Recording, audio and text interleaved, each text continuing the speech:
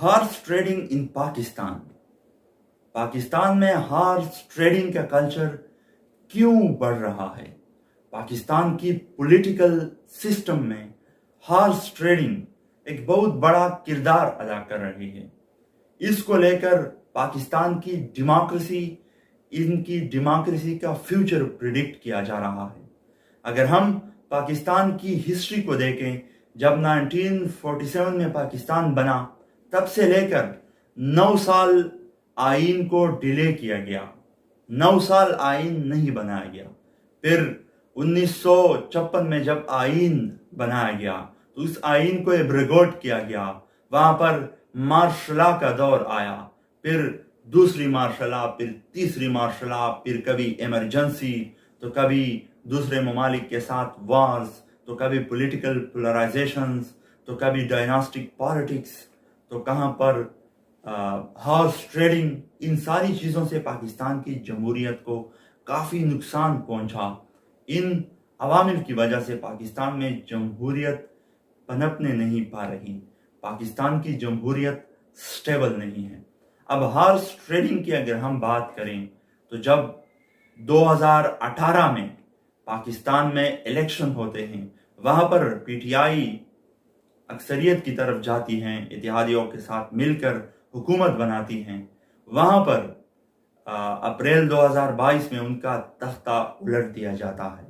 Horse trading के बदौलत ये जो पॉलिटिकल अपोनेंट्स हैं, ये जो इंटरनेशनल मीडिया है, ये जो नेशनल मीडिया है, उनकी जानिब से ये क्लेम किया गया कि एक जमात के जो अरकान होते हैं, जिन्होंने उस जमात के मैनिफेस्टो, उस जमात के स्लोगन, उस जमात के पार्टी परचम के नीचे इलेक्शन लड़ा होता है, जब वज़ीर आला वज़ीर आज़म के इंतखाब का मरहला आता है तो वो दूसरी साइड की तरफ चले जाते हैं, उनको खरीद लिया जाता है, वो टर्न कोड बन जाते हैं, वो अपनी हिमायत तब्दील कर लेते हैं।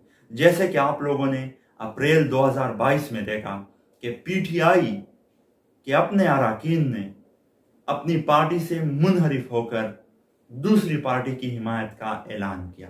इसके साथ साथ पंजाब असम्बली में जुलाई 2022 में इलेक्शन हो रहे हैं, तो इसमें भी एक पार्टी की जानिब से दूसरी पार्टी की जानिब लोग जा रहे हैं, उन पे करोड़ों रुपए लेने के इल्जामात लग रहे हैं।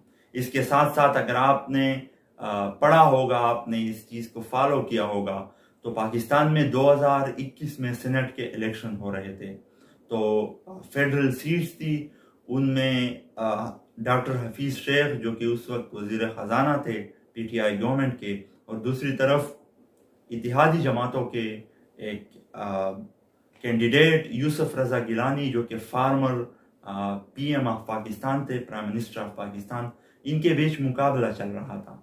एक तरफ पीटीआई को ज़्यादा हिमायत हासिल थी, पीटीआई के ज़्यादा अरकान थे, हाफिज शेख की जीत यकीनी थी, लेकिन उनके अपोनेंट्स जो थे, जो यूसुफ रजा गिलानी थे, वो पास होकर सामने आते हैं। तो इस चीज़ को लेकर मीडिया में पॉलिटिकल पार्टीज की जानिब से हॉर्स ट्रेडिंग का वावेला मचाया गया कि एक बंदा है, उसके साथ मेजॉरिटी है, वो फेल होता है और माइनॉरिटी वाला आगे आता है, तो यकीनन उन्होंने मेजॉरिटी पार्टी को पैसे देकर उनके कैंडिडेट खरीदे, अपने लिए वोट खरीदे। इसके साथ साथ अगर हम बात करें तो जब चेयरमैन सेनेट के इलेक्शन हो रहे थे, उस वक्त पीटीआई के साथ मेजॉरिटी नहीं थी शुरू में, लेकिन उन्होंने अपने हिमायती उम्मीदवार को चेयरमैन सेनेट बनवाया, यानी कि अपोजिशन के लोगों को खरीद कर चेयरमैन सेनेट बनवाया गया, उनको वोट डलवाए गए। ये कहना है मीडिया का और ये कहना है पॉलिटिकल अपोनेंट्स का, मासिस का और सोशल मीडिया का। इन सारी चीज़ों को लेकर हॉर्स ट्रेडिंग एक ऐसा कल्चर है जो पाकिस्तान की जमहूरियत को अंदर से खा रहा है। बहुत देर पहले से मार्शल आर्ट्स का दौर ख़त्म हो चुका है पाकिस्तान में, जब से 18th अमेंडमेंट पास हो चुकी है। अब कोई मार्शल लॉ इम्प्लीमेंट करने का सोच नहीं सकता। बैकडोर जो कुछ चलता है, लेकिन सामने आकर वो हुकूमतों के तख्ते उलटने के قابل نہیں رہے. لیکن اب مارشل لا سے جو خطرناک چیز ابھر کر سامنے آئی ہے وہ ہے ہارس ٹریڈنگ کلچر، جو پاکستان کی جمہوریت کو اندر سے کھا رہی ہے. دوسرے ممالک میں بھی یہ ہارس ٹریڈنگ کلچر ہیں، لیکن پاکستان جو کہ انیشیل سٹیج میں ہیں، ان کی ڈیموکریسی ایک نیسنٹ سٹیج میں ہے، تو ان کو چاہیے کہ ان جیسے مینسز، ان جیسے امپیڈیمنٹس کو دور کریں، آبسٹیکل کو دور کریں اور جمہوریت کو آگے بڑھائیں. یہ ہارس ٹریڈنگ کب رکے گی؟ یہ ہارس ٹریڈنگ کیسے رکے گی؟ یہ تب رکے گی، یہ ایسے رکے گی جب لوگوں میں شعور آئے گا، لوگ ڈیموکریسی کو ترجیح دیں گے، لوگ ملک کو ترجیح دیں گے، بجائے کہ وہ کرسی کو ترجیح دیں، بجائے کہ وہ کسی وزارت کو ترجیح دیں. Thank you so much for watching The Explainer.